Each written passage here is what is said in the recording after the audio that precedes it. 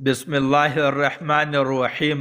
حضرت محمد صلی اللہ علیہ وسلم نے فرمایا، اگر نماز میں ان کے بند کر لے تو کیا نماز قبول نہیں ہوگی؟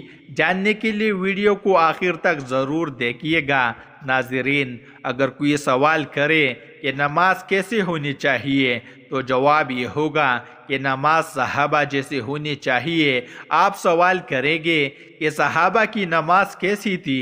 تو یہ بھی سن لیجئے اور ایمان تازہ کیجئے۔ حضرت ابو داؤد روایت کرتے ہیں کہ ایک رات میدان جنگ میں دو صحابہ ایک پہاڑی پر نگرانی کے لیے متعین کی گئے۔ انہوں نے پہرا دینے کے لیے باری مقرر کی۔ ان میں ایک محو صراحت ہو جاتے ہیں اور دوسرے نماز شروع کر دیتے ہیں۔ دور سے کسی دشمن نے انہیں دیکھا اور تاک کر ان کی طرف ایک تیر مارا۔ تیر آ کر ان کے بدن میں پیوست ہو گیا، جسم اور کپڑے لہولہان اور تر ہو گئے، مگر نماز میں استغراق اسی طرح قائم رہا۔ نماز مکمل کرنے کے بعد اپنے ساتھی کو بیدار کیا، انہیں سارا واقعہ سنایا۔ کہنے لگے، ارے بلی انسان، تم نے مجھے اس وقت کیوں نہیں جگا لیا؟ فرمانے لگے، میں نے ایک پیاری سے سورت شروع کی ہوئی تھی، میرا دل نہ چاہا کہ اسے ختم کیے بغیر نماز توڑ دوں۔ صحابہ ساری رات عبادت کرتے، نماز پڑھتے۔ بعض اوقات تو یوں ہوا کہ ذوق عبادت بہت زیادہ بڑھ گیا، کہیں صحابہ نے تو راتوں کی نیند مکمل طور پر ترک کر دی۔ اس پر نبی کریم صلی اللہ علیہ وسلم نے انہیں اعتدال اور توازن کی تلقین فرمائی۔ حضرت ابو درداء رضی اللہ تعالی عنہ کا یہ عالم تھا، وہ ساری رات بیدار رہتے۔ حضرت سلمان فارسی رضی اللہ تعالی عنہ ایک رات ان کے مہمان ہوئے تو اول شب میں انہیں آرام کی تلقین کی اور تہجد کے وقت انہیں بیدار کیا اور کہا، اٹھو، اب نماز کا وقت ہے۔ حضرت عثمان بن مظعون ساری رات عبادت میں گزارتے۔ حضور اکرم صلی اللہ علیہ وسلم نے حضرت عثمان بن مظعون کو فرمایا، اے عثمان، تمہاری جسم کا بھی تم پر حق ہے، نماز پڑھو اور آرام بھی کرو۔ خود رسول اللہ صلی اللہ علیہ وسلم کی پیاری بیٹی حضرت فاطمہ رضی اللہ تعالی عنہما کی نماز کے متعلق آتا ہے کہ پوری رات ایک رکعت میں پورا قرآن پڑھ لیا کرتی تھی، دن کو چکی پیستی، رات مصلی پر گزار دیتی۔ ابھی رات مکمل نہ ہوتی کہ حی علی الصلاۃ اور حی علی الفلاح کی آواز مسجد نبوی سے آنا شروع ہو جاتی اور پھر آپ جلدی جلدی سلام پھیر لیتی۔ حضرت عمر رضی اللہ تعالی عنہ کے بارے میں آتا ہے کہ ایک بار آپ نماز پڑھ رہے تھے، جب اس آیت پر پہنچے، بلا شک و شبہ تیرے رب کا عذاب واقع ہو کر رہے گا، اس کو کوئی دفع کرنے والا نہیں، تو اس قدر روئے کہ روتے روتے آنکھیں برم کرائے۔ حضرت عمر رضی اللہ تعالیٰ عنہ رات بھر جاگ کر بڑی خشوع و ذوق کے ساتھ نماز پڑھتے۔ آپ رضی اللہ تعالیٰ عنہ نماز میں ایسی صورتیں پڑھتے جن میں قیامت کے ہولناکیوں کا ذکر یا خدا کی عظمت و جلالت کا بیان ہوتا ہے، اور ان چیزوں پر آپ رضی اللہ تعالی عنہ اس قدر متاثر ہوتے کہ روتے روتے ہچکی بن جاتی۔ حضرت عبداللہ بیان کرتے ہیں کہ میں پچھلے سب میں ہوتا تھا، پھر بھی حضرت عمر رضی اللہ تعالی عنہ، جس کا ترجمہ میں اپنی مصیبت اور اپنے رنج کا دکڑا اللہ ہی کے آگے روتا ہوں، پلتے اور زور سے روتے کہ میں ان کی رونی کی آواز سنتا تھا نماز میں۔ حضرت عمر کی گریہ وزاری کا واقعہ کچھ شاذانہ تھا، اکثر ان پر یہ حالت طاری ہو جاتی تھی۔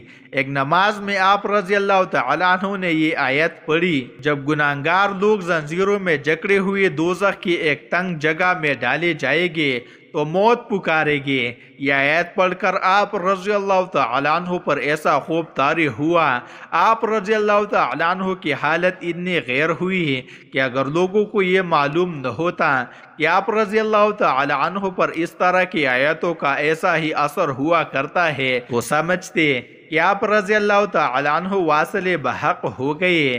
ایک بار فجر کی نماز میں سورہ یوسف شروع کی، جب اس آیت پر پہنچے، یوسف کی جدائی میں یعقوب کی آنکھیں روتے روتے سفید پڑ گئے اور وہ جی ہجے میں گھنٹے لگے تو زار زار رونے لگے، یہاں تک کہ قرات جاری رکھنا دشوار ہو گیا، مجبور ہو کر رکوع میں چلے گئے۔ سعد بن یزید اپنے باپ کے حوالے سے بیان کرتے ہیں یہ قحط کا زمانہ تھا۔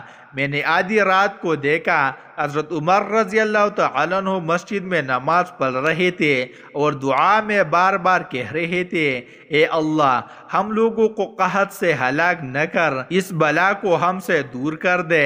ناظرین، اب آپ کو بتاتے ہیں کہ خود رسول اللہ صلی اللہ علیہ وسلم کی نماز کیسی تھی۔ عبرانی کی روایت ہے، حضرت حذیفہ رضی اللہ تعالی عنہ فرماتے ہیں کہ میں ایک رات نبی کریم صلی اللہ علیہ وسلم کے ساتھ نفل نماز میں شریک ہو گیا۔ آپ نے سورہ بقرہ شروع فرمائی۔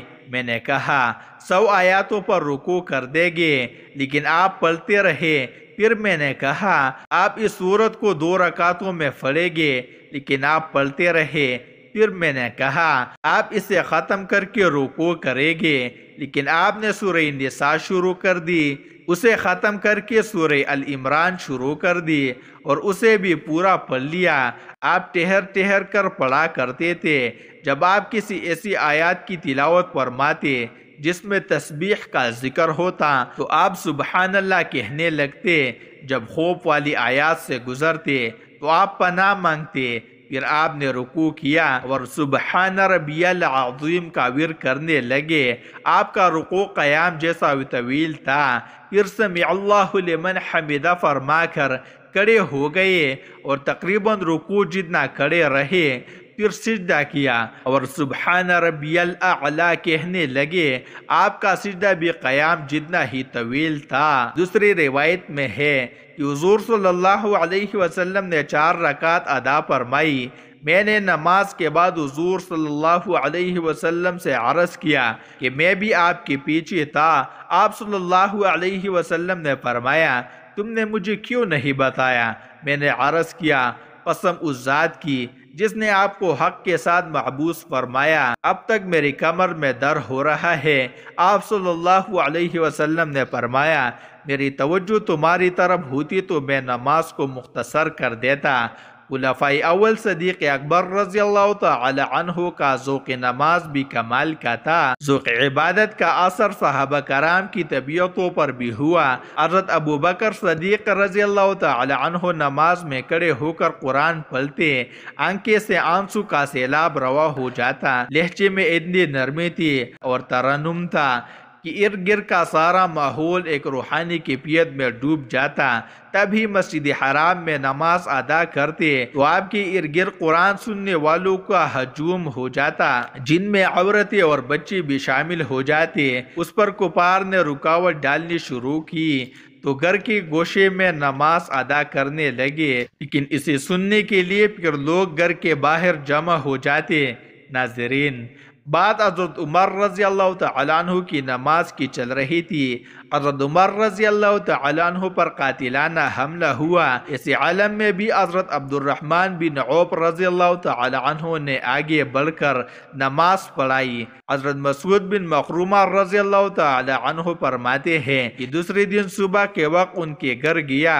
ان پر زخموں کی شدت کی وجہ سے غشی طاری تھی اور ان کے اوپر ایک کپڑا پڑا ہوا تھا۔ میں نے پوچھا، آپ لوگوں کی ان کے بارے میں کیا رائے ہے؟ لوگوں نے کہا، جیسا آپ مناسب سمجھے۔ میں نے کہا، آپ لوگوں نے نماز کا نام لے کر پکارے، کیونکہ نماز ہی ایسی چیز ہے جس کی وجہ سے یہ سب سے زیادہ گھبرائے گی۔ چنانچہ لوگوں نے کہا، امیر المومنین نماز کا وقت ہو گیا۔ اس پر آپ نے فوراً آنکھیں کھول دی اور فرمایا، اللہ کی قسم، جو آدمی نماز چھوڑ دے اس کا اسلام میں کوئی حصہ نہیں۔ پھر حضرت عمر رضی اللہ تعالیٰ عنہ نے نماز ادا فرمائی اور حالت یہ تھی کہ ان کے زخم سے مسلسل خون بہہ رہا تھا۔ ناظرین، یہ ہوتی ہے نماز۔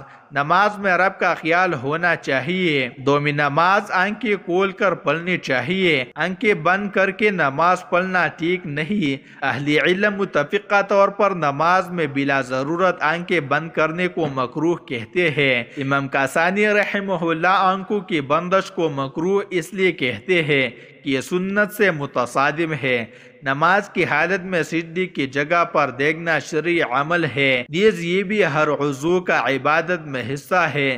چنانچہ اسی طرح آنکھوں کا بھی عبادت میں حصہ ہے۔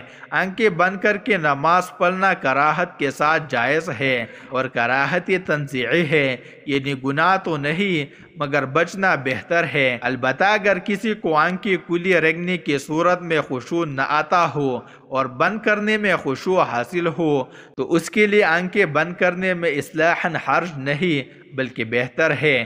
آنکھیں بند کر کے نماز پڑھنا مکروہ تنزیعی ہے، البتہ اگر آنکھیں بند کر دینے سے خشوع اور عاجزی زیادہ ہوتی ہے تو مکروہ نہیں، تاہم آنکھیں کھلی رکھ کر نماز پڑھنا زیادہ بہتر ہے، کیونکہ حالت قیام میں سجدہ کی جگہ کو دیکھنا مسنون ہے اور آنکھیں بند کرنے سے یہ سنت ترک ہو جاتی ہے۔